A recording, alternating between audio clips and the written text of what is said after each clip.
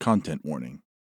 Episodes of Gray Matter may contain themes and depictions of extreme mental illness, traumatic bodily harm, and death. If you aren't in the right headspace to engage with those depictions right now, maybe this episode should wait for another time. Otherwise, proceed with caution. Hey, welcome back to Gray Matter. Why do you look so nervous? You can't sleep. What are you, tossing, turning, waking up covered in a cold sweat, convinced you can feel something wriggling around inside your skull and pushing through the back of your forehead? And let me guess, you think it's because of our tapes. Like watching them is changing you somehow, altering your perception and warping your flesh to make you a suitable candidate for... well, you get the point. Now, who gave you that idea? And what's their address? Either way, in the legal world, that's what they call hearsay, so don't try and sue us just because you think you've developed a perfectly normal metatextual parasite. Just because it sounds accurate doesn't mean it is. Here, let me give you an example. Let's say that someone told me that after we close, you've been climbing into our dumpster and eating garbage like some kind of half-human, half-possum trash scavenger. I can't prove it, and I haven't witnessed it myself, but it feels true, doesn't it? Oh, really? Fine. Have it your way. Whatever. You probably know what I'm getting at, but in case you don't, I've got a tape for you that can explain it better. It's called The Pit and the Pendulum, and it's about two people having a spirited debate over rumors while sitting in the looming shadow of an absolute fact. It's a real pulse pounder. Or at least that's what I've heard.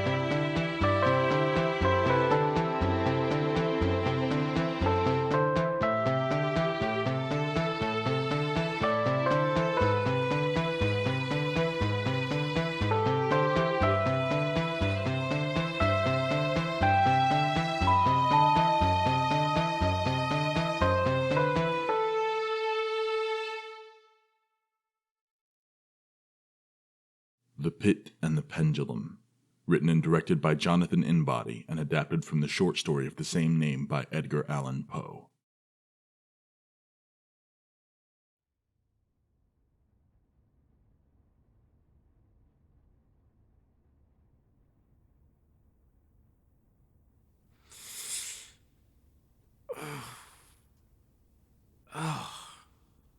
Oh, you're awake. Well then, forgive me, Father, for I have sinned. What? Where am I?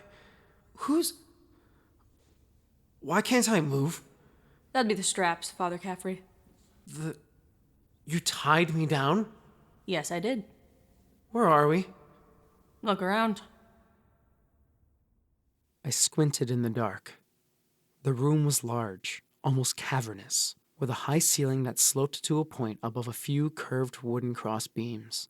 A shaft of light was shining in through a stained glass window on the wall to my left, illuminating the back of the figure sitting on a lowered pew a few feet away from me.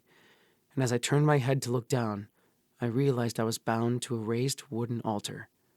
I turned my head, craning my neck to look behind me, where a tall wall loomed large with a marble crucifix mounted 2/3 of the way up. The carved figure of Jesus stared down at me with a mixture of love and pity, marble thorns digging into his brow and nails driven through his hands.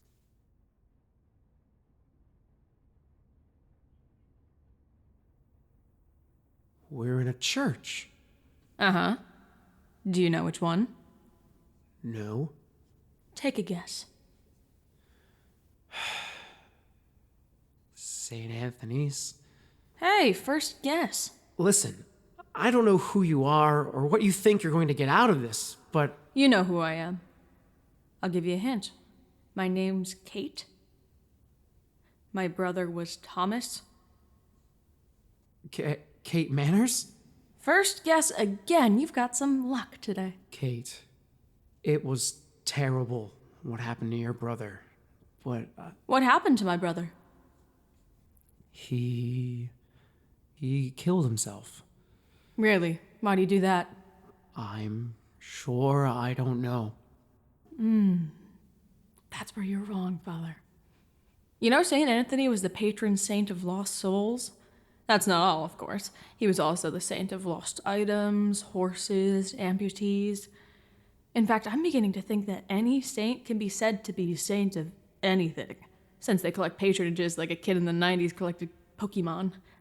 I don't think the condescension is necessary. Let's agree to disagree. Anyways, like I was saying, I was thinking of our good buddy Anthony the other day, and I was wondering something. Since you're a man of God, I figured you'd be the right one to ask. What is it? Why doesn't God heal amputees? He does miracles, right?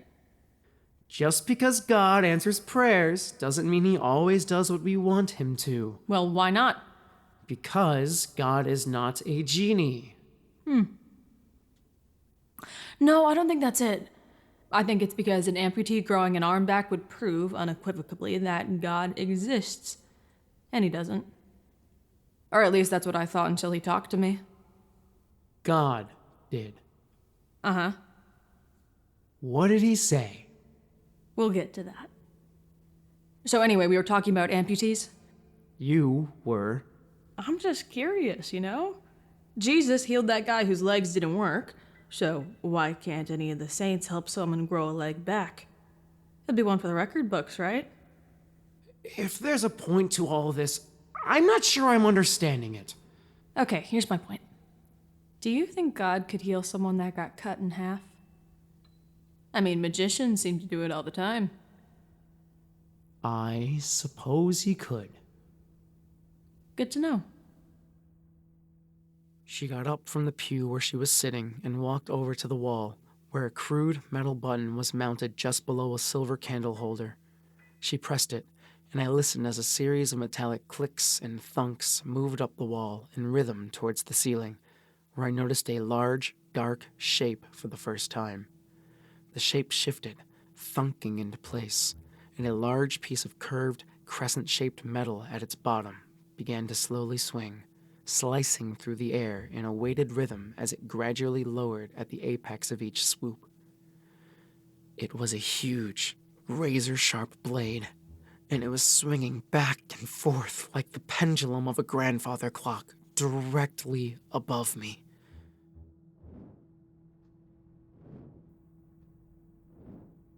What is this? Have you read about the Spanish Inquisition at all? It's their design. They used to make all kinds of horrible things for getting confessions. Confessions?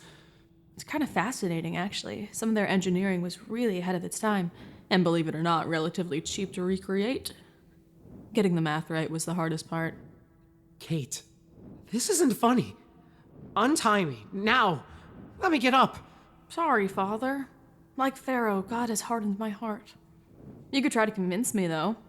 There's one thing in particular that, if I heard it, I might just be inclined to cut you loose.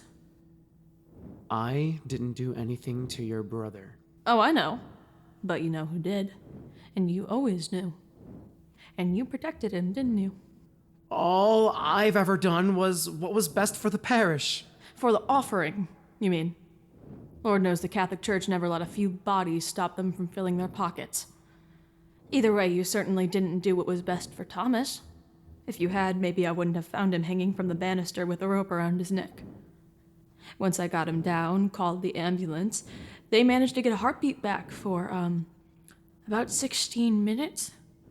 He was probably brain dead already, given the lack of oxygen, but they kept him technically alive just long enough for him to die at the hospital. 16 minutes.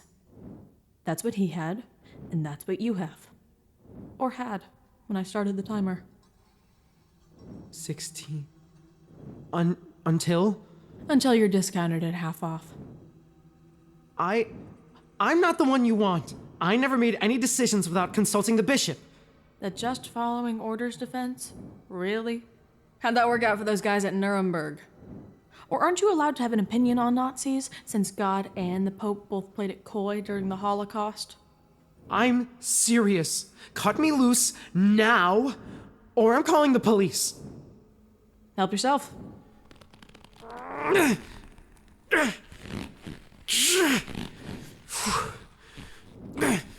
I'd hurry if I was you. That blade's just going to keep on swinging, and you've only got about, 14 and a half minutes left. Swing low, sweet chariot, coming for to carry me home. Stop it! What, too much? I'm kinda having fun. What do you want from me? Your confession, Father, and if you cooperate, it doesn't have to be your last. Now, pop quiz, Hotshot. Why'd this church get shut down? Just ordinary business. The Vatican combined a few parishes with low attendance. It was too expensive. Too expensive? What, are you kidding? The Vatican has enough blood money to buy half the planet. Now, why won't you tell me the truth? This place closed because of the scandal. No, it probably didn't help, all the rumors. But McCavendish was already gone. Gone is a funny way to put it. I think you mean relocated. Shuffled around while the bishops played the pervert shell game to try and avoid headlines in a lawsuit. Kate, if this is about Father McCavendish, if he's the one you think hurt your brother, why not go find him? The one I think hurt my brother? He told me, Father. Didn't any of the others tell you? Not directly, or if they did, it was just a rumor. There was no proof, nothing to substantiate it. If we acted on every rumor we heard, do you know how many priests would be out of a job? And I did find him, for the record. McCavendish? He died, a couple months ago. And before that, he lived in a nursing home for the last 7 years, getting fed and bathed while he struggled to remember his name. I mean, what do you do when evil gets old? The evil of the church is... Well, it's as old as Constantine, isn't it? The second he realized he could juice the Roman Empire's war efforts by embracing the cross, he went all in. And the evil lasts, doesn't it? It lingers like a bloodstain on the Pope's nice white robes. That's original sin for you.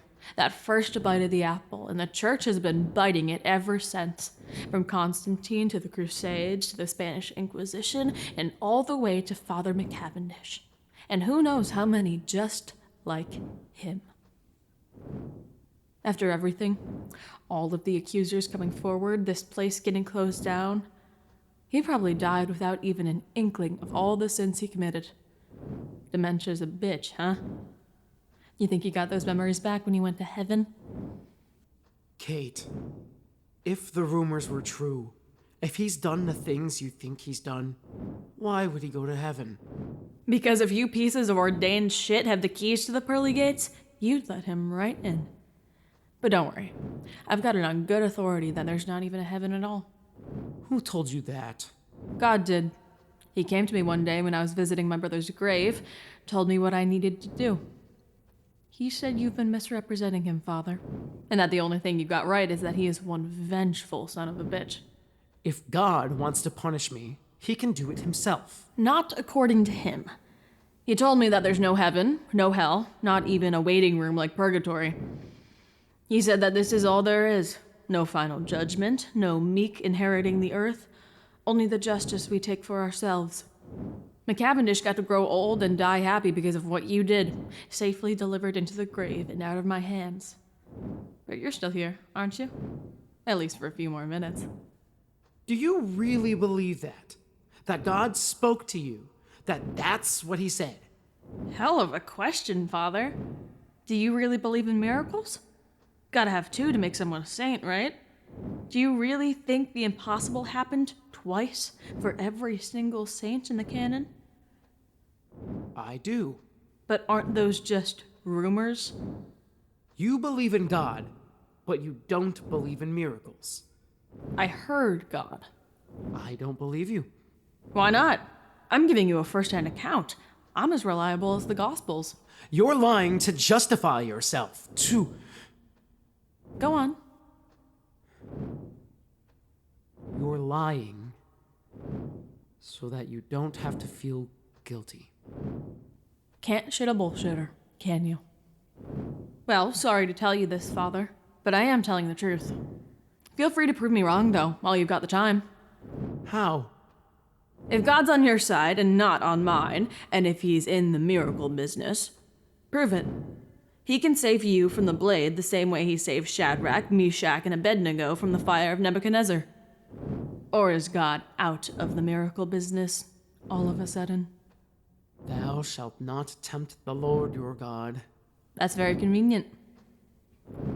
You know, when I was a kid, and I believed in all of this, I asked Father McCavendish about the story of Elijah and the prophets of Baal once. You remember that one? Yes. Describe it. The prophets of Baal tried to challenge Elijah to prove whose God was superior. They laid out 2 bowls on altars and prayed and waited, and whoever's God lit the sacrifice on fire, their God was the stronger one. And what happened? The prophets of Baal prayed and begged and cut themselves, but their God never came. And then Elijah prayed, and Yahweh, the one true God, interceded. He burned the bowl as soon as he was called on. He sure did. So, I was a kid, and I asked Father McCavendish, if God did a miracle so that Elijah could prove he was the one true God, why won't God do miracles for us so we can prove he's the one true God? And you know what he said? It doesn't work like that. Why not? If God is real and he does miracles, why don't we ever see them? Maybe we do, and we just don't call them that. It's hard to mistake fire from heaven for something mundane, isn't it? Maybe it was lightning. Then why'd God get all the credit? The timing. The timing was miraculous. Well, then I hope he hasn't lost a step because you've got 6 minutes left. You know what I think? I think we don't see miracles for the same reason there isn't a clear picture of Bigfoot. In today's world, everybody's got their phones on them all the time, and every single phone on the market has a camera, and yet, no Bigfoot, no miracles, no God. I thought you heard him. Well, that's my God, Father, not yours. My God isn't the God of miracles, and this world, in my experience, miracles don't happen here. This is a world of concrete and steel, dirt and bedrock, action and reaction. A world of physics, of weight and math and motion. That's why you can keep the crucifix, and I'll keep the pendulum. I could see the dark blade bearing down on me, its knife edge glittering as it swung past the shafts of light shining in through the stained glass window. It had lowered more than halfway from the ceiling, and I could feel the slight rush of air with each swing as it passed above me. Kate stared at me, her features barely visible in the unlit sanctuary, and after a second, she leaned back and folded her legs, spreading her arms out over the back of the pew. She really was enjoying this. Go ahead, Father. Prove you serve the one true God, or die a martyr to his cause. Lord knows there's piles of faithful bodies. This isn't fair, Kate! God is not mocked! Prove it. Go ahead! Save him! You wouldn't let a righteous man die, would you? Yea, though I walk through the valley of the shadow of death, I shall fear no evil, for thou art with me. Thy rod and thy staff, they comfort me. Tick, tock, tick, tock, tick. Thou preparest Tock. the table for me in the Tick. presence of mine enemies. Tock. You anoint my head with oil. You restore my soul. Surely goodness and mercy shall follow me all the days of my life, and I shall dwell in the house of the Lord forever. You can say that as many times as you want, Father. I can see the sweat on your brow. If I die here, my reward is waiting for me in heaven. To live is Christ and to die is gain, huh? That's how the man that wrote Swing Low, Sweet Chariot felt, too. He wrote it about Elijah. about how good old Eli didn't have to die natural because he was taken to heaven in a chariot of fire. But the man that wrote that song, and everyone that ever sang it, they went in the ground still believing they were headed to the sky. And the people like you, the people cracking the whip and counting their blood money, got away with it because of the lie. But with the shoe on the other foot, are you willing to bet your life on it? If you admit that you know it's all bullshit, if you tell me that you knew what kind of sick son of a bitch McCavendish was and still protected him, then I'll get up and loosen those straps right now. I don't even care if you tell me the truth. You can say it just to get me to stop and I'll still cut you loose. Because even saying it just to save your own life only proves that you're terrified that I'm right. That there's no St. Peter waiting at the pearly gates. No proud papa to tell you, "Well done, my good and faithful servant." There's one life, and that's all there is.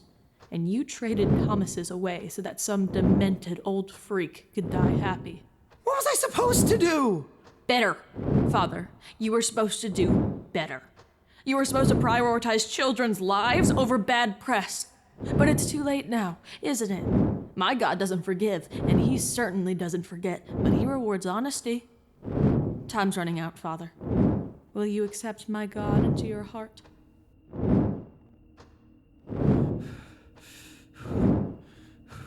This world is not my home, I'm just a passing through. My treasures are laid out somewhere beyond the blue. The angels beckon me from heaven's open door, and I can't feel at home in this world anymore. Fine! I did it. I didn't know he was guilty, but I suspected. There was a girl who came for confession. She told me what McCavendish did, begged me for my help, and I told her lying was a sin. I gave my life to the church, everything I had, and I couldn't just let it all fall apart. I knew I'd get pulled into it, and I had a life to consider. I had a parish to watch over. I couldn't let one man's wrongdoing turn people away from God. I did what I thought was right, and if God minded, he didn't stop me. That's all I needed to hear, Father. Then untie me! Quick! Before I get killed! The huge blade swung past me only inches away from my stomach, and I felt the wind hit my face as it passed. It was so close, only a few swings from my robe, and although I shrank down as far as I could, I knew soon it would reach me. So why wasn't she doing anything? Please, I'm begging you. Close your eyes, Father. Close your eyes and pray for a miracle. Can't you hear the chariots? But you said you'd let me go. No! I felt the blade brush past my robe, saw the fabric ripple, and a second later the blade was back to make another pass. It slid across the front of my stomach and continued on its way as I waited in a blind panic for the pain and the line of blood. With the next swing, it slid across my midsection with a smooth, forceful motion, and I closed my eyes, too terrified to look as it swept through my flesh. Then I waited. I felt it pass. Again. And again. And again. In hideous rhythm. But the pain never came. I opened my eyes and looked down at my stomach, where a line had been torn into the front of my robe. But underneath it, the skin was unbroken.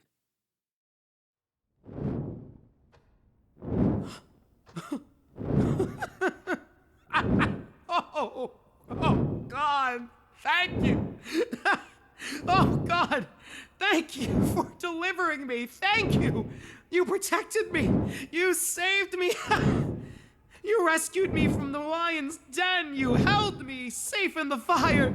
I knew you wouldn't let me die. I knew.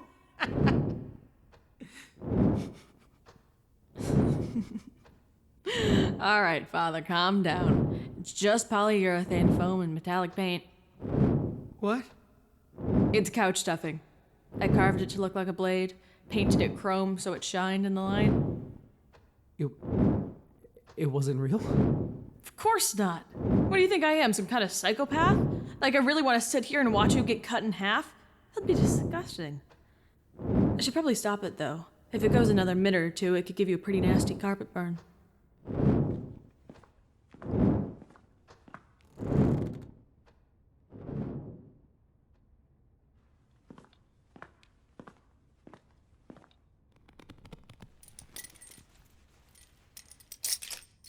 So I'm free to go? Yes, Father, you're free to go. Your wrists and ankles might hurt for a couple of days, and I'm willing to bet you ruined that robe. But you're not dead. I'm serious. The door's right over there. You can even call the police if you want. I got what I wanted. I thought you were going to kill me. Sorry to disappoint you, Father, but I'm not as depraved as you. Hate the sin, love the sinner. Now get out of here before I change my mind. I paused, my knees weak as I trembled at the altar, and with a final glance up at the marble crucifix hanging above us, I started for the door. I passed rows of pews, moving through shafts of rainbow light, shining in through stained glass windows, and as I approached the sanctuary's front door, I felt like a new man. I was Lazarus, rising from the tomb, a new man given new life. I could hear his voice again, feel the warmth of his unending love. Awake, O sleeper, and let Christ shine on you. In my joy, in my delirium, I hardly noticed the rotted floorboards.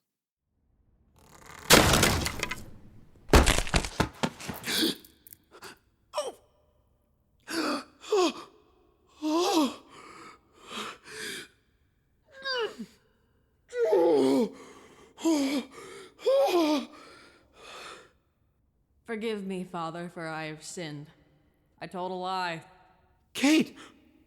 My legs! I... Broken, huh? I'll bet they hurt. It was quite a fall. Straight into the basement, right onto fresh concrete. I don't know if you can tell in the dark, but I put up some walls down there the other day. You'll find them if you stick a hand out. They're on every side. Kate! Please! Sorry, Father. But like its victims, this torture has two halves. Although I messed with the order a little bit. The Inquisition called it the pit and the pendulum. You've had the latter. Now you get the former. And although it's a little non-traditional, I decided to give it a spin by mixing in another method. One whose creator scrawled its name on the page just before he slit his own wrists. He called it the torture of hope. Yea, though I walk through the valley of the shadow of death, I shall fear no evil, for thou art with me. Thy rod and thy staff, they comfort me. Thou preparest the table for me in the... Don't worry. I'll call for help once I'm done breaking up the hole in the floor. I promise. And I'll only wait as long as my brother had to wait for you to believe him. Now, if you'll excuse me, I gotta be on my way.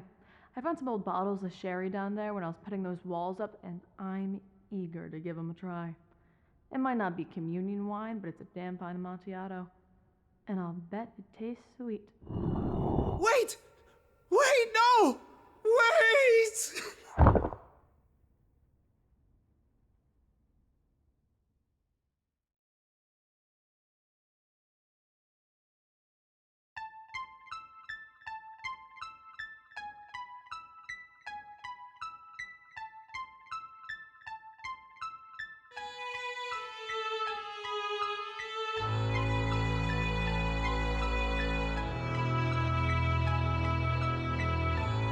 The Pit and the Pendulum was written and directed by Jonathan Inbody and adapted from the short story of the same name by Edgar Allan Poe. It was edited by Jeffrey Lavin, with music composed and performed by Samantha Hunt. Father Caffrey, the narrator, was played by Justin Pope, and Kate was played by Charleston Harvey. Gray Matter is a Word Search Media production. Any similarities to real people, places, or things is purely coincidental. Be kind. Rewind.